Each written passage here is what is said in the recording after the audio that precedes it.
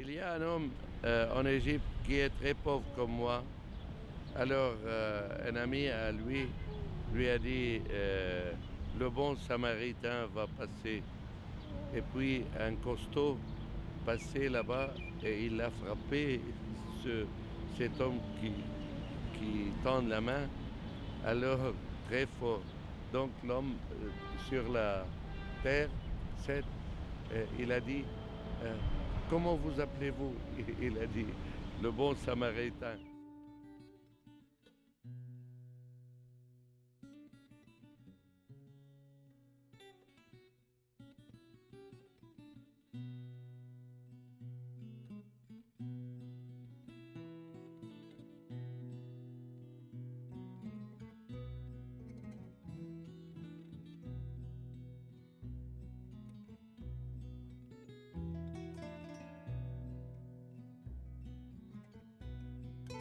Dans le chaos de la ville, la poésie de la solitude s'efface au profit de l'exclusion. L'homme, cette créature communautaire, est tapé par la brutalité de la société. Les plus fragiles seront délaissés face à cette violence du quotidien.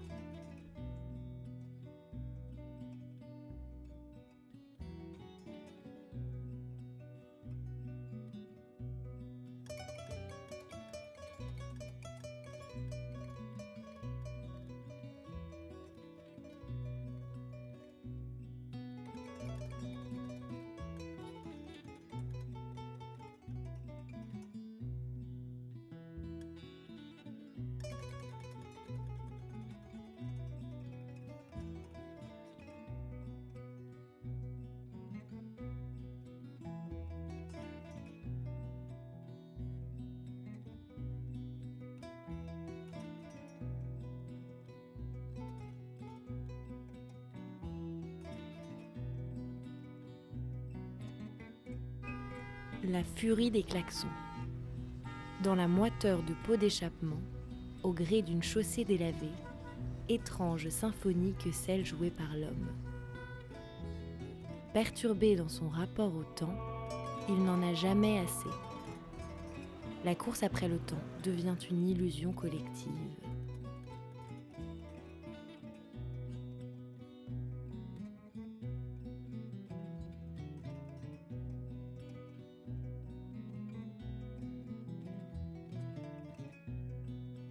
Silence, silence. Brise donc le va-et-vient incessant des pensées mélancoliques qui me traversent. Le palais de Beit Eddin, ancien siège de l'émirat du Mont Liban lorsque Bachir Chehab II régnait, est une merveille de marbre où l'on devine encore circuler de furtives silhouettes, silencieuses et paisibles. Peinture réelle d'un autre temps.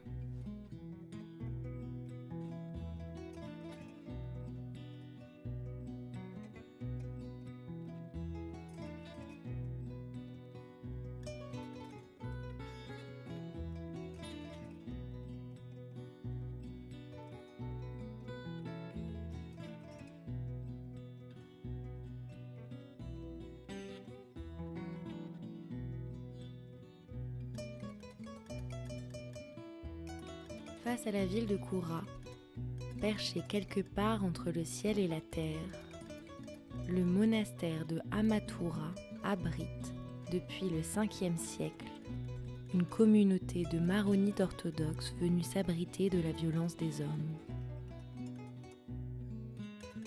Les meurtres et la torture orchestrés par les Mamelouks et les Ottomans ont poussé ces maronites à monter plus haut dans la solitude pour ne faire qu'un avec la roche.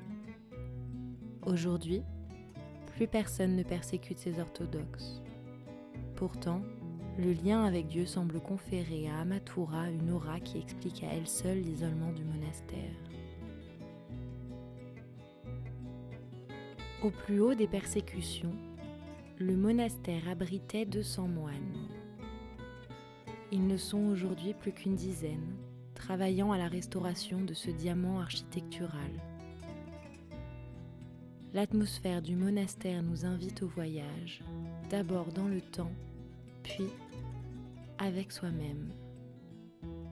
Le chaos semble loin, la pensée claire et fluide quand le vent s'engouffre et danse calmement. Dans les montagnes escarpées de l'Est, l'énergie se métamorphose.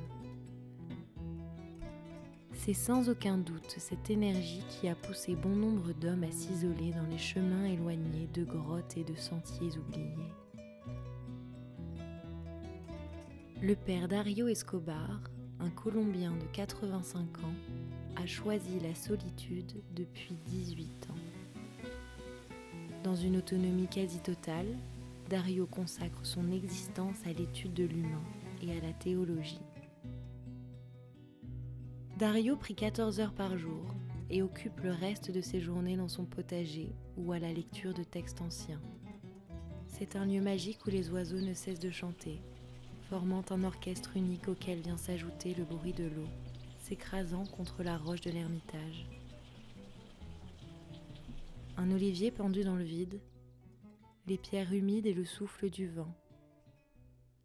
Il n'est plus question du culte pour Dieu, mais bien d'une aquarelle de fleurs et d'arbres greffée aux courbes d'une montagne perdue. Il demeure une sérénité étonnante, une force spirituelle que l'on ne retrouve que rarement.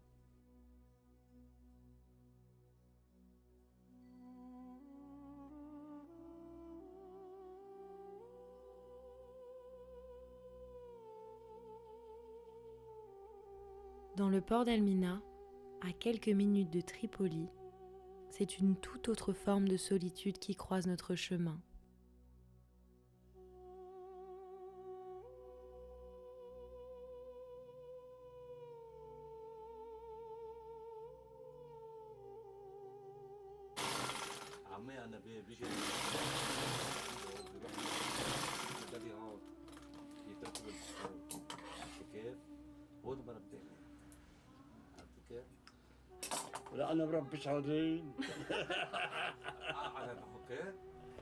Ibrahim Charkas est tailleur depuis l'âge de 14 ans.